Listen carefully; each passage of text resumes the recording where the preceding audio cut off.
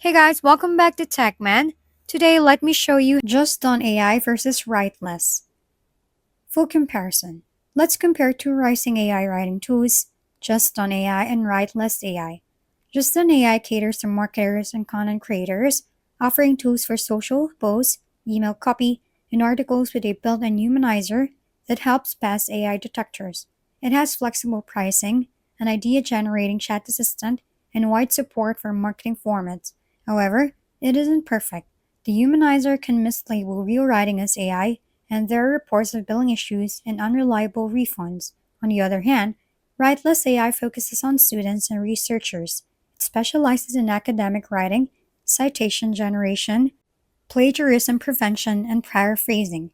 It's affordable, includes a free trial, and safeguards originality, though it lacks creativity, language options, and extensive user feedback. In short, for academic essays, Writeless AI is a safer bet, while Just an AI fits marketers who need fast content. Just watch out for those spelling quirks and accuracy issues. If we've been helpful, kindly give us a thumbs up and don't forget to hit the subscribe and bell button for more contents. For any questions and suggestions, comment down below.